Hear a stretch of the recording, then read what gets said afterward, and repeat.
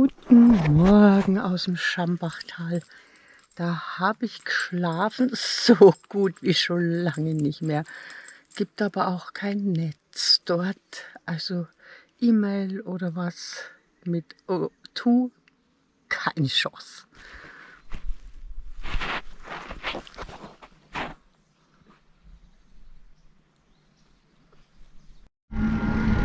Wir sind voll im Hopfenland angekommen.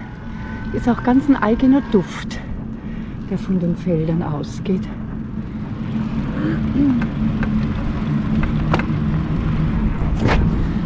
Zuletzt war vor 2 Jahren, als ich da war. Da sind wir aber von der anderen Seite gekommen, von der Donau. Und jetzt fahren wir zur Donau. Und da weiß ich, dass so eine schöne Aussicht ist. Da wollen wir Frühstück machen. Oben.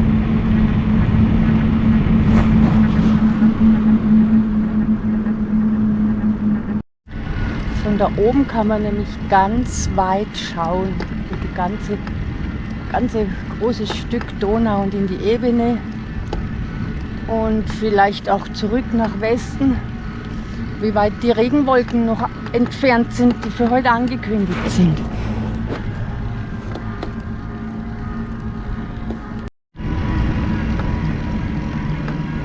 Wir sind die Straße von Hexenacker raufgefahren. Die ist also wirklich ganz sachte. Also ich konnte mit EMTB gemütlich rauffahren. Ein Stück mal mit Turbo. Aber man kommt und gewinnt an Höhe und Höhe. Und dann ist man oben.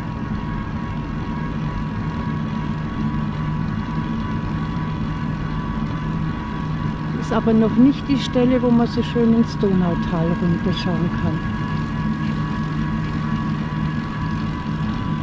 Das ist nach dem Dorf oder Ort. Aber die Ebene kann man schon erkennen von der Donau. Runter und drüben wieder raus. Nach Ried ging es links. Wir waren in Ried auf 462 Meter und es sieht aus, als würde der Regen von Osten kommen, nachdem wir ewig Ostwind hatten und nicht von Westen.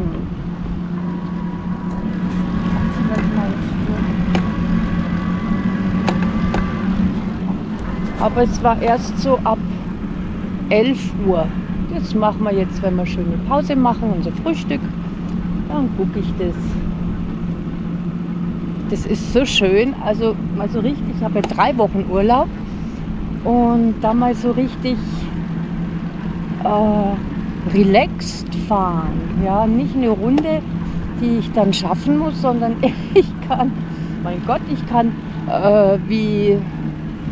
muss schon überlegen, was gestern oder vorgestern war, die Mirabellenbäume suchen, die ich vor 2 Jahren da mal zufällig entdeckt habe. Ich habe sie nicht mehr gefunden, aber ich habe gesehen, dass so die Mirabellenbäume, die kommt da was, die an der Altmühl wachsen, die ich weiß, die waren alle leer, da war nichts mehr drauf.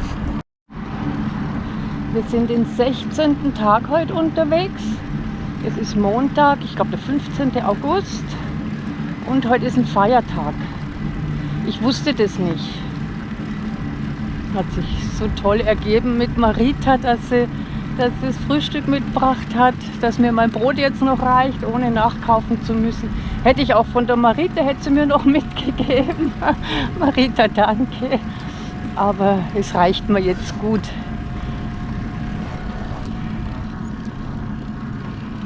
Puh, was sagt das Wetter?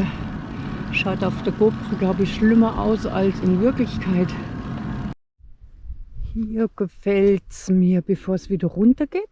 Da ist nämlich diese schöne Eiche und eine Bank. Da auf der Patsche raus und dahin laufen. Und wir machen Frühstück. So, das ist die Location.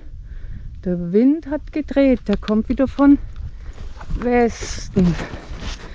Das heißt,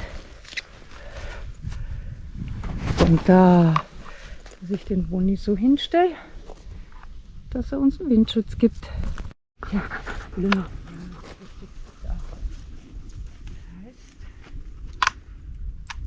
schätze mal, du kannst jetzt da mal warten. Das ist mit. So, das ist von der Seite dahin.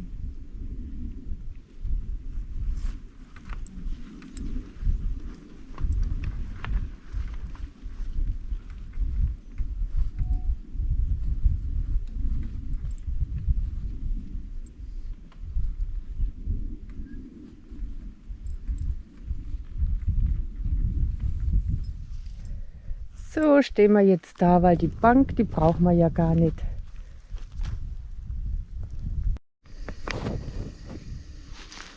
Erste Ladung Wasser kocht. Und derweil ich meinen Kaffee durch habe, kocht die zweite Ladung auch.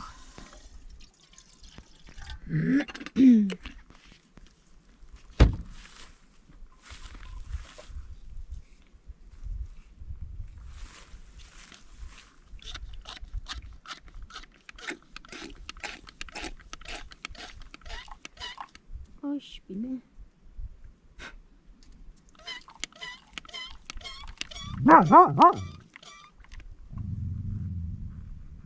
Oh, da kommt wer. Patschi passt so gut auf, wenn wir lagern.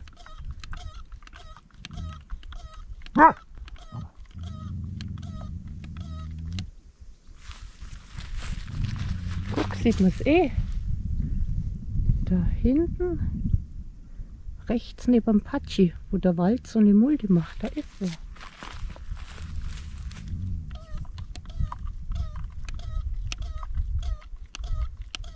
Sieht man wahrscheinlich gar nichts, jetzt sieht man nur mich.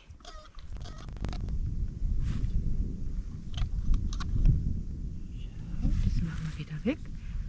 Das andere mache ich erst später wieder weg, weil das ist jetzt von dem Druck noch so streng. Kocht gleich wieder. Aha, ist wieder weg derjenige oder diejenige.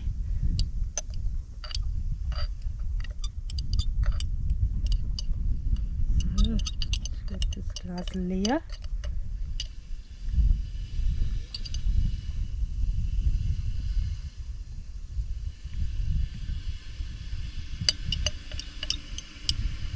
Brauche ich doch noch den Löffel.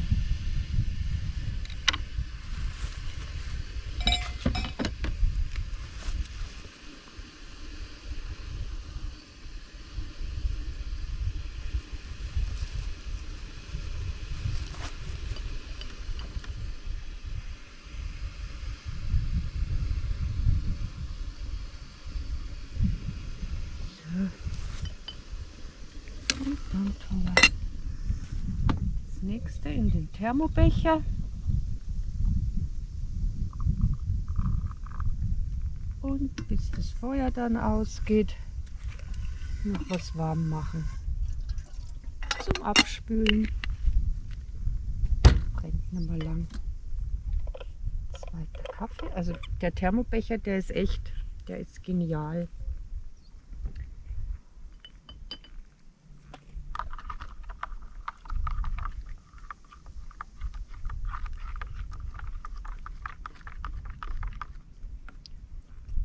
Und der grüne Becher, der ist auch, der hat so schönen runden Rand, ein gutes Mundgefühl.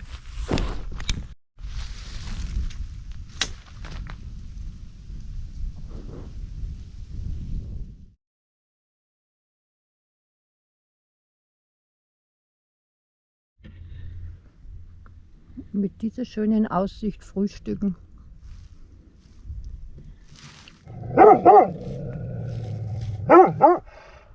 Der Wachhund. Da läuft was dazu. Schauen wir mal. Da ist nämlich jemand. Das sieht der. Das war ein Mann mit Rad, der jetzt da runterfährt und der irgendwas gesammelt hat. Das darf der nicht, gell, Patschi? Das darf der nicht.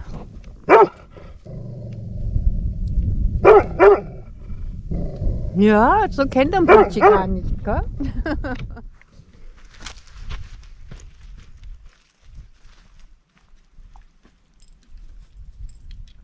Jetzt geht's wieder los. Ja, jetzt geht's weiter.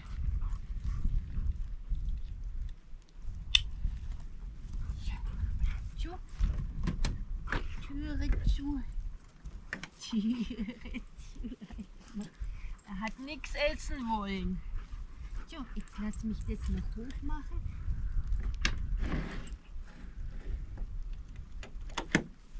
Dieses Scheibchen. Perfekt. Und dann können wir gehen. Anschalten. Gut. Und Arbeitsgruppe. Oh, es fängt so ganz leichtes Regnen an. Ich weiß jetzt gar nicht, wo ich meinen Regenmantel ungefähr habe. Ungefähr weiß ich's.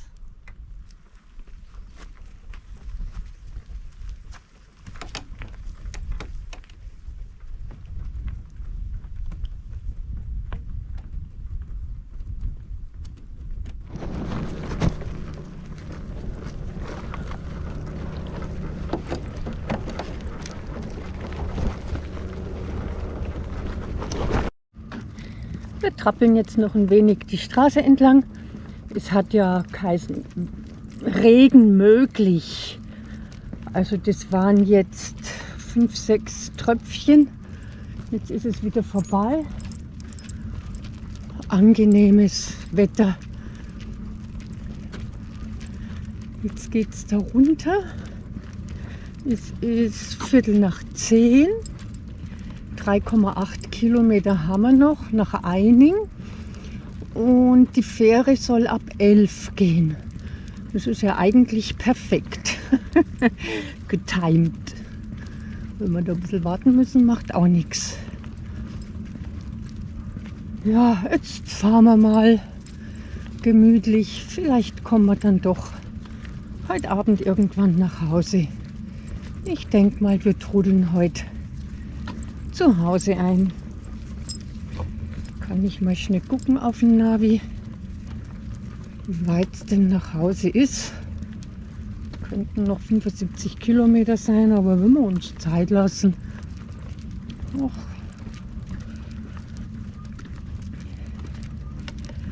Bring mich heim heißt es dann auf dem Navi.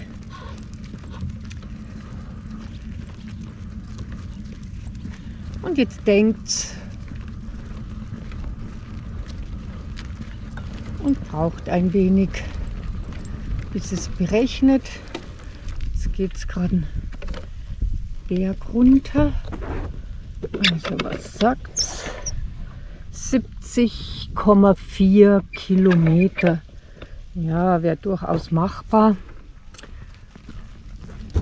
Mal schauen, wie wir am Abend lustig sind. Oder wie das Wetter ist, wenn wir viel unterstellen müssen. Gewitter ist angesagt. Dann wird die Zeit nicht reichen. Wir machen keinen Stress. Dann fahren wir wieder.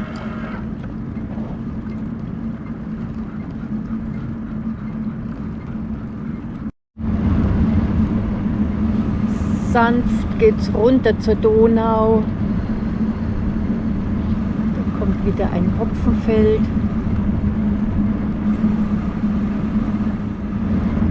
Schöne Abfahrt.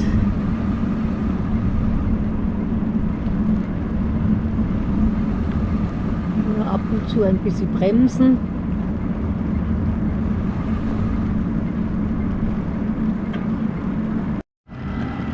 Also Montag ist normalerweise Ruhetag bei der Fähre, aber wenn der Montag auf einen Feiertag fällt, dann ist der Dienstag Ruhetag. Wir sind gleich da und ich sehe, dass da ein Auto steht, der wahrscheinlich auch übergesetzt werden möchte. Ach, da sind schon einige Leute. Also der Fährbetrieb ist eingestellt wegen Niedrigwasser. Dann müssen wir die Straße nach Neustadt fahren. Der Wind hat eindeutig gedreht, kommt jetzt von Westen. Kommt uns natürlich zugute auf der Heimfahrt. Ein Wassi fürs Hundi, das muss sein.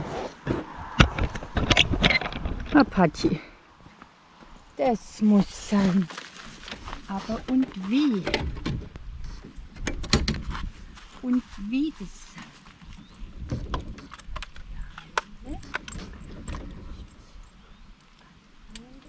Hier. Super. Jetzt drehen wir das noch. Ja, das soll ja dein Badevergnügen. Wollen wir doch festhalten. Gut. Und rein hier.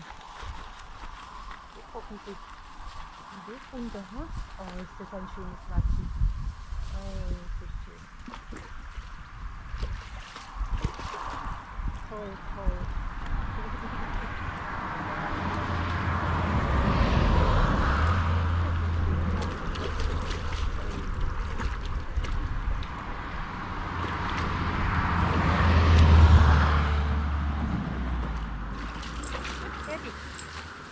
Fertig, kann ein bisschen laufen jetzt. Also die Sonne, die sticht ein bisschen. Für den Nachmittag ist Gewitter gemeldet. Schauen wir halt, wo es runter geht oder beziehungsweise wo wir dann sind. Dann fahren wir halt hier über die Donau. Lange Donaubrücke da in Neustadt.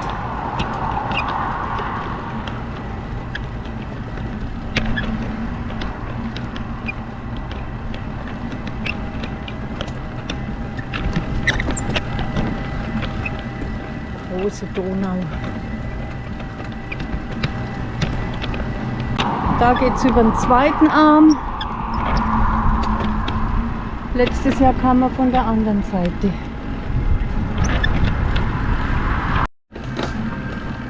Also schön geführt, der Radweg. Ich weiß gar nicht, wo wir sind. Wie der Ort heißt. Okay, das war Neustadt an der Donau. Wirklich aus, als wäre Mühlhausen der Durchfahrt total gesperrt. Aber es geht ja rechts und dann durch den Wald auch irgendwo.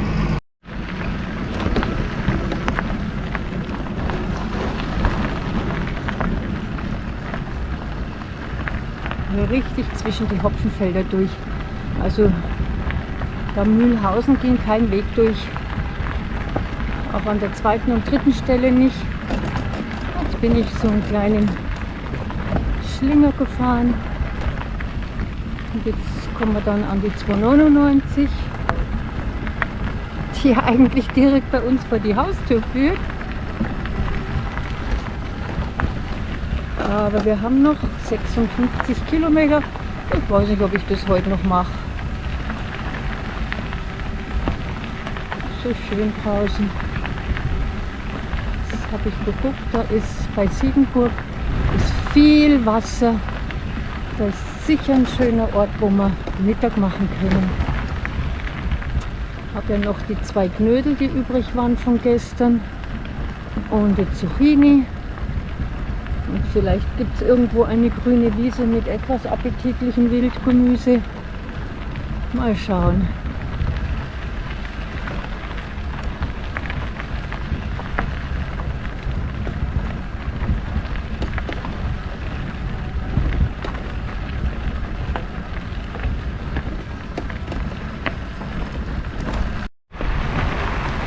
So, da sind wir an der 299. Da fahren wir jetzt drüber und dann geht der Radweg mal erst direkt dran entlang bis Siegenburg. Ja, wieso geht das so schwer?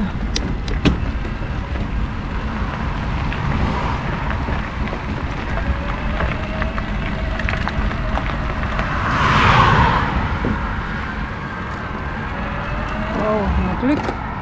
Kommt gerade nichts, super. Und der nächste. Und die Grübelmückenüberfall.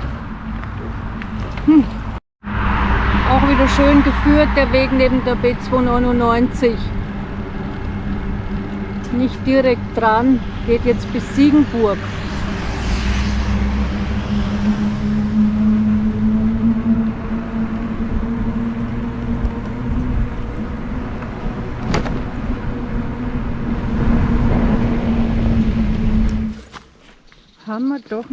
einen schönen Mittagspauseplatz gefunden.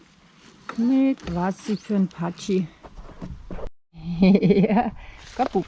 Jetzt steigst du aus und gehst erstmal wummen. Da ist nämlich die Brücke. Vorne ist auch schon eine Stelle, wo man rein kann. Und das Wasser ist schön, habe ich schon gesagt. Das ist jetzt raus mit dem Bub. Und hin zum Wassi. Kann ich mir vorstellen, dass das jetzt bei ihm auch Priorität hat. Schau, Bub, das ist toll, was ich da für dich ausgekundschaftet habe. Boah. Ja. Gut, zum Schwimmen reicht es nicht. Aber schön sauber schaut es aus. Na, fertig schon wieder. Gut, dann gibt es jetzt Essen.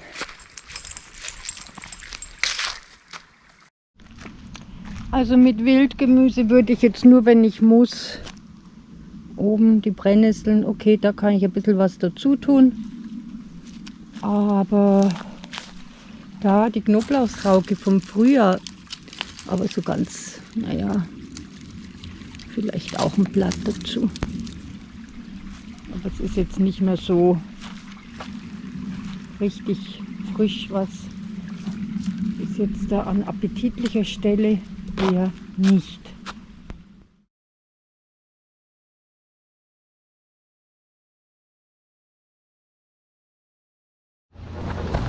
Die Straße läuft relativ eben und der Radweg neben der 299 da, Rottenburg, der geht bergauf, das nur mit Turbo geht und bergab, bergauf, bergab, der Wahnsinn. Da wäre ich übers Hinterland wahrscheinlich besser bedient gewesen. Jetzt geht es gerade so richtig lang, sachte bergab. Als würde das alles, was ich mich raufgekämpft habe, jetzt wieder runtergehen. Und hoffentlich nicht nochmal rauf. Das Navi lotst uns kreuz und quer durch Landshut. Es ist 18:48 Uhr.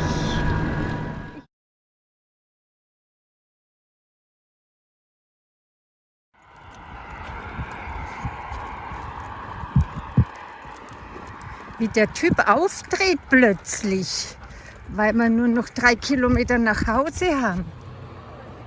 Die Stravanzer kommen heim.